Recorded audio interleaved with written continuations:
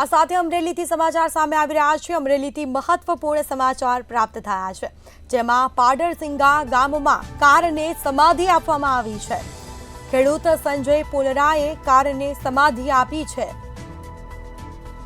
તો પરિસ્થિતિ સુધરતા કાર નહીં વેચવાનો નિર્ણય લીધો છે, જેમાં કાર લીધા પછી આર્થિક પરિસ્થિતિ સુધરી હતી। પોતાની વાડીમાં સાધુ સંતોની ઉપસ્થિતિમાં સમાધિ આપવામાં આવી હતી। કાર લીધા પછી આર્થિક પરિસ્થિતિ સુધરી। આ પ્રસંગે મોટી સંખ્યામાં જમણવારનું પણ આયોજન કરવામાં આવ્યું હતું, જેના સીધા દ્રશ્યો સામે આવ્યા છે। કારની યાદગીરી રહે તે માટે સ્થળ પર વૃક્ષારોપણ કરાશે।